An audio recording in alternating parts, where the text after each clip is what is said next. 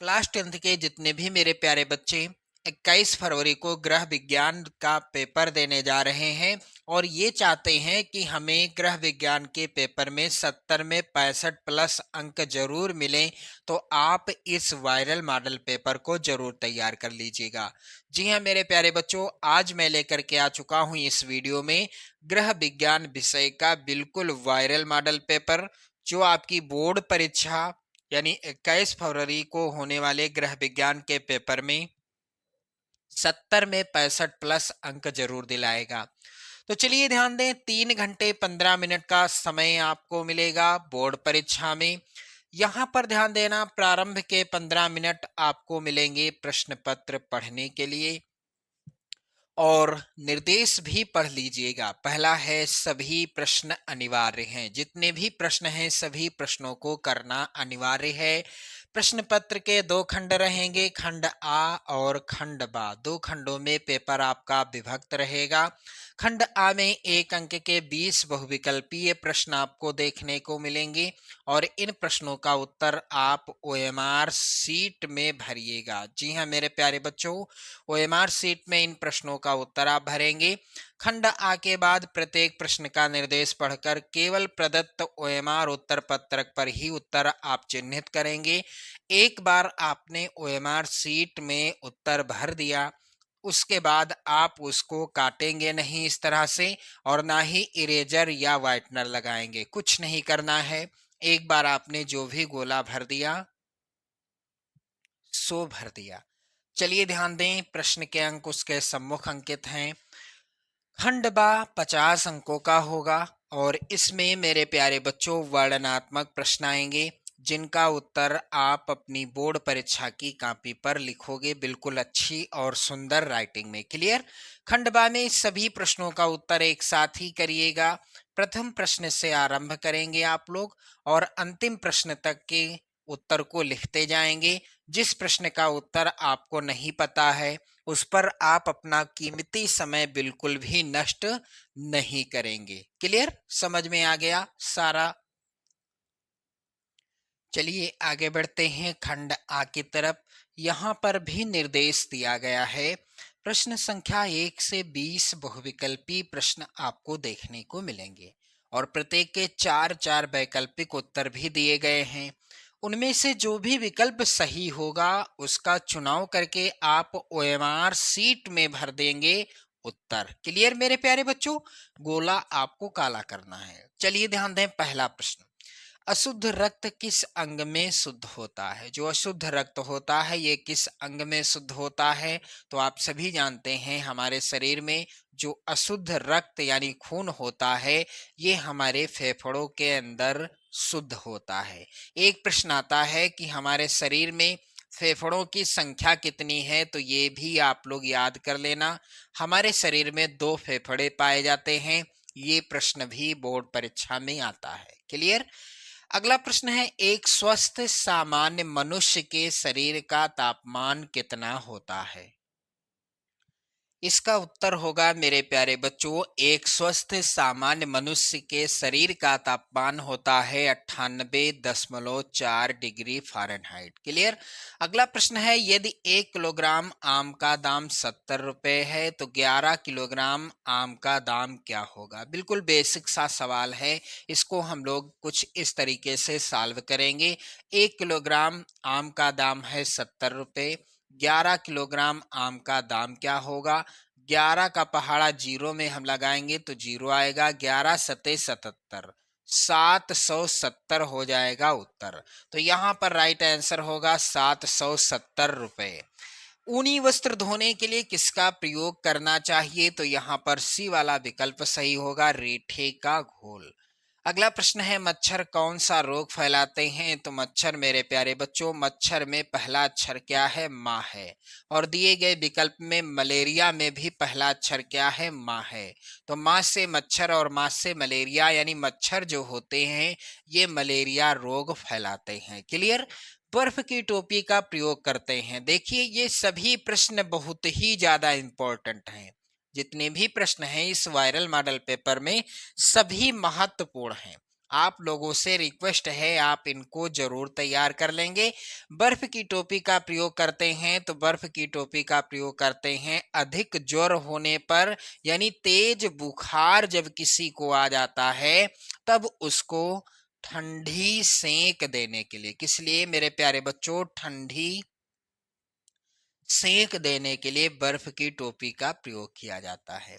चलिए अगला प्रश्न है, घर की सफाई महत्वपूर्ण है तो घर की सफाई क्यों महत्वपूर्ण होती है, यानी घर को साफ सुथरा क्यों किया जाता है?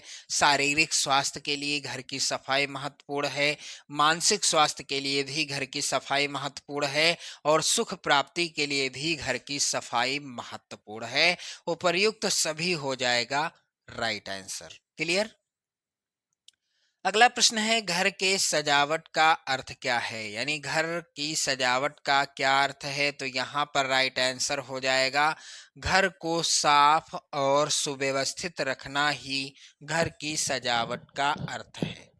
अगला प्रश्न है, नील का प्रयोग करते हैं तो नील का प्रयोग कहाँ करते हैं? सफेद सूती वस्त्रों में नील का प्रयोग किया जाता है।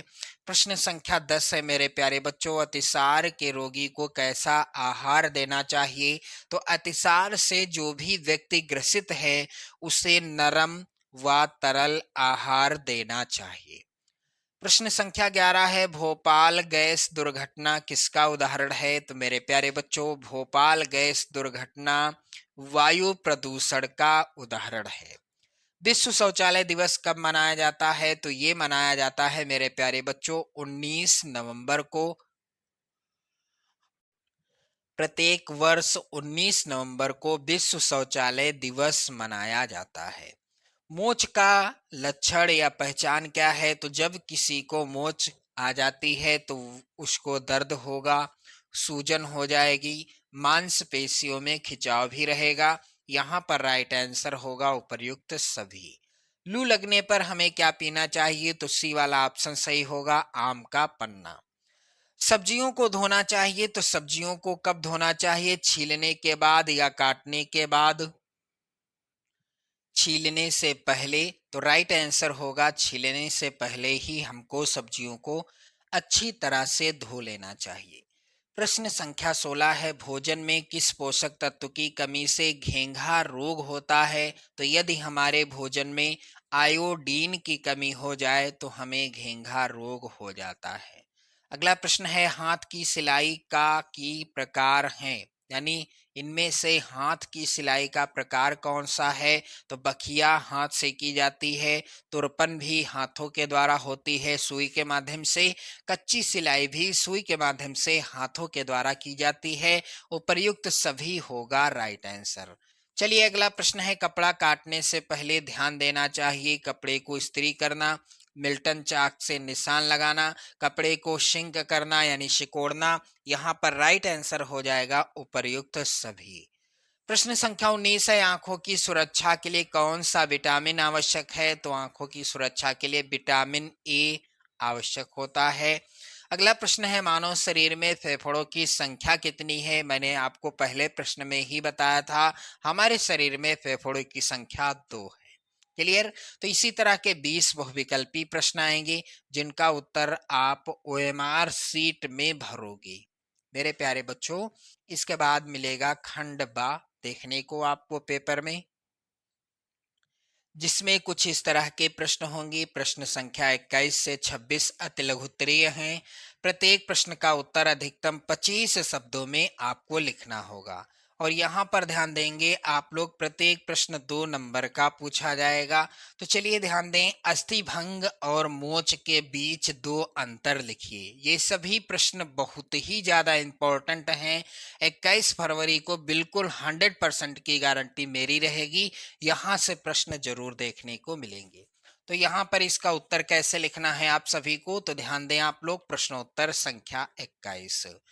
अस्थिभंग और मोच में क्या अंतर है? पहला अंतर है, हड्डी में दरार पड़ने अथवा टूट जाने को हड्डी की टूट कहते हैं, जबकि अस्थि संधि को बांधे रखने वाले बंधन सूत्रों अर्थात स्नायुओं में खिंचाव अथवा टूट जाने को मोच कहते हैं। दूसरा अंतर है यह हड्डी पर दबाव पड़ने अथवा चोट लगने के कारण होती है।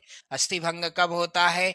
हड्डी पर दबाव पड़ गया या चोट लग गई तब अस्थिभंग होता है, यानी हड्डी टूट जाती है। जबकि यह संधि पर खिंचाव पड़ने, ऊंचा नीचा होने के कारण होती है। ऊंचा नीचा पैर पड़ गया या हाथ पड़ गया तब होती है मोच। अगला प्रश्न है ध्वनि प्रदूषण के दो कारण लिखिए। तो मेरे प्यारे बच्चों, प्रश्नोत्तर संख्या 22। ध्वनि प्रदूषण के कारण है परिवहन के साधन, ईंधन, मशीनें, विस्फोटक, रेडियो, टीवी, कैसेट आदि। अगला प्रश्न मेरे प्यारे बच्चों, यहाँ पर आप लोग ध्यान दें, बहुत ही ज्यादा इंपॉर्टेंट है। ये प्रश्न लगातार बोर्ड परीक्षा में आता रहा है। प्रश्न क्या है? रेखांकित चेक किसे कहते हैं? तो रेखांकित चेक मेरे प्यारे बच्चों किसे कहते हैं? प्रश्नोत्तर संख्या 23। बैंक के उस चेक को बैंक के उस चेक को रेखांकित अथवा क्रॉस चेक कहा जाता है जिसमें चेक के बाईं ओर दो समानांतर रेखाएं, इस तरह की रेखाएं खींच दी जाती हैं। इस चेक का पैसा प्राप्तकर्ता केवल अपने खाते में ही जमा कराकर प्राप्त कर सकता है और इस चेक द्वारा किया गया लेन देन सुरक्षित माना जाता है। क्लियर? अगला प्रश्न मेरे प्यारे बच्चों है, कह रहा है कि बचत के दो लाभ लिखिए। बचत के दो लाभ कौन कौन से हैं? तो चलिए इसका उत्तर प्रश्नोत्तर संख्या 24।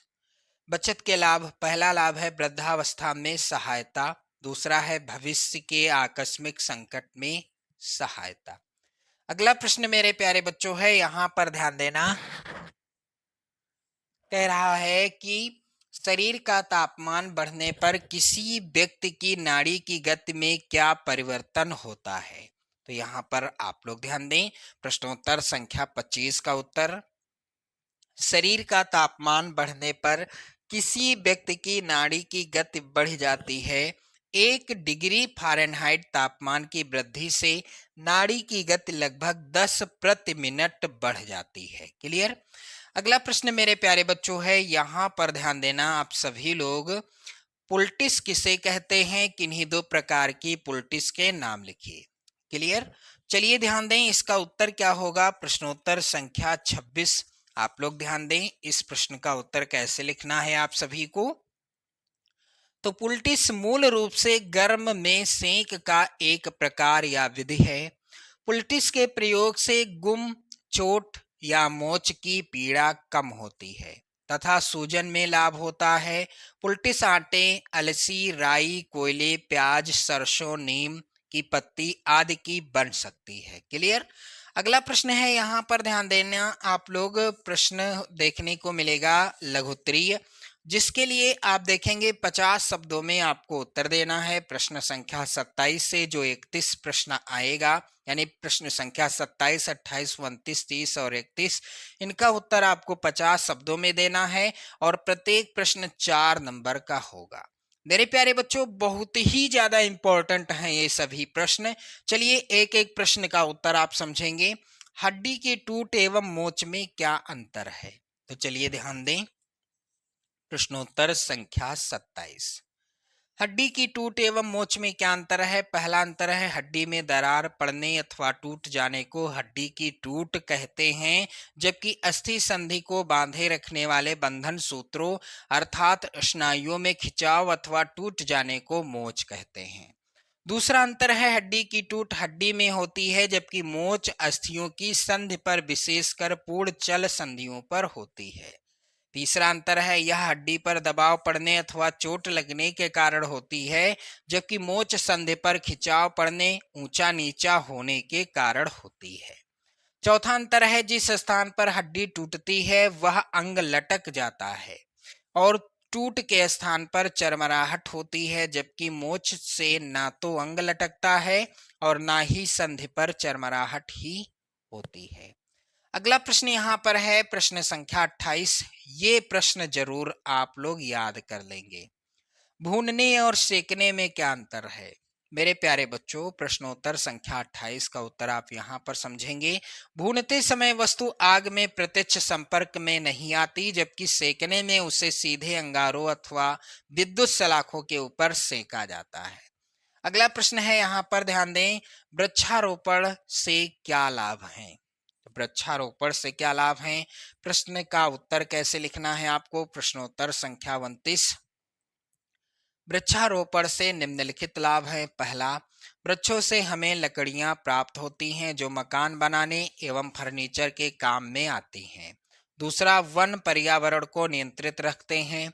तीसरा, वनों से हमें ऑक्सीजन प्राप्त होती है जो मानव के लिए अनिवार्य है। चौथा, वनों के होने से मृदा अपरदन नहीं होता है। पांचवा, वनों के होने से वर्षा अच्छी होती है और सूखे की संभावना कम होती है। छठा है, वनों से हमें फल एवं अनेक प्रकार की जड़ी बूटियां भी प्राप्त होती हैं। क्लियर? चलिए अगला प्रश्न यहाँ पर है, आप लोग ध्यान दें, घर में सिलाई करने से क्या लाभ है? यदि आप घर में सिलाई करते हो तो इससे क्या लाभ होते हैं? चलिए ध्यान देना आप लोग। प्रश्नोत्तर संख्या 30, घर पर सिलाई की उपयोगिता या लाभ। पहला लाभ है उचित नाप के अनुसार सिलाई। तो यदि घर पर वस्त्र सिले जाएं तो वस्त्र उचित नाप के अनुसार सुगमता से तैयार हो सकते हैं। कारण स्पष्ट है कि घर पर नाप बार बार लेना संभव होता है और दर्जी के पास ऐसा करना, यानी दर्जी के लिए ऐसा करना कठिन है। दूसरा है समय पर सिलाई। वस्त्रों को आवश्यकता अनुसार समय पर घर में सिला जा सकता है, जबकि दर्जी कई बार समय पर वस्त्र सिल कर नहीं देते हैं। उनके यहाँ बार बार जाने से परेशानी भी अनुभव होती है। अगला है टिकाऊ सिलाई। तो मेरे प्यारे बच्चों, गृहिणी घर पर वस्त्रों को वस्त्रों की दोहरी सिलाई करके सिलाई को टिकाऊ बना सकती है। दर्जी प्राय ऐसा करने में संकोच करते हैं क्योंकि ये दोहरी सिलाई नहीं करते। अगला है धन की बचत। तो घर पर सिलाई करने से दर्जी को दिया जाने वाला धन भी बच जाता है, जिसे अन्य आवश्यक कार्यों में व्यय किया जा सकता है। सिलाई करने से पूर्व ठीक से नाप लेना आवश्यक है ताकि सिलाई के बाद कपड़ों की फिटिंग सही हो। छोटा बड़ा होने पर वस्त्र बेकार हो जाता है। क्लियर? अगला प्रश्न यहाँ पर है मेरे प्यारे बच्चों, आप लोग यहाँ पर ध्यान देंगे। अगला प्रश्न जो है, ड्राइविंग लाइसेंस क्या है? प्रश्न काफी ज्यादा इंपॉर्टेंट है और इसका उत्तर ध्यान दें आप लोग। प्रश्नोत्तर संख्या 31। कैसे लिखना है आप सभी को इसका उत्तर? Driving licence. भारत में वैध रूप से सड़कों पर गाड़ी चलाने के लिए ड्राइविंग लाइसेंस की आवश्यकता होती है, जो कि परिवहन विभाग द्वारा जारी किया जाता है। हालांकि इसमें टेस्ट की प्रक्रिया से गुजरना होता है, जिसमें पास होने पर आपको ड्राइविंग लाइसेंस जारी कर दिया जाता है। गाड़ी चलाने के लिए यह सबसे महत्वपूर्ण दस्तावेजों में से एक है, जो आपको वैध तरीके से सड़कों पर गाड़ी चलाने का अधिकार देता है। वहीं सड़कों पर होने वाले दुर्घटनाओं में कमी लाने के लिए अब लाइसेंस पर भी सरकार सख्त हो रही है। यही वजह है सड़कों पर यातायात पुलिस सबसे पहले लाइसेंस की मांग करती है, जिसके बाद अन्य दस्तावेजों को जांचा जाता है। क्लियर? अब इसके बाद मेरे प्यारे बच्चों आप देखेंगे दीर्घ उत्तरीय प्रश्न। तो यहाँ पर प्रश्न संख्या 32 से 34 आप दीर्घ उत्तरीय प्रश्न के रूप में देखेंगे और प्रत्येक प्रश्न का उत्तर आप 100 शब्दों में लिखेंगे। प्रत्येक प्रश्न आएगा कितने नंबर का? चलिए ध्यान दें, 6 नंबर का। विषाक्त भोजन किसे कहते हैं? इसका मानव स्वास्थ्य पर क्या प्रभाव पड़ता है? काफी ज्यादा इंपॉर्टेंट प्रश्न है। चलिए, ये प्रश्न कितने नंबर का आएगा? 6 नंबर का। अथवा में प्रश्न है, पर्यावरण प्रदूषण किसे कहते हैं? पर्यावरण प्रदूषण के विभिन्न कारण लिखिए।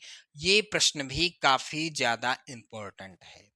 मेरे प्यारे बच्चों, भोजन पकाने के क्या उद्देश्य हैं? भोजन पकाने के विभिन्न विधियों के बारे में लिखिए। और अथवा में प्रश्न है, संक्रामक रोग किसे कहते हैं? किसी एक संक्रामक रोग के कारण, लक्षण तथा रोकथाम के उपाय लिखिए।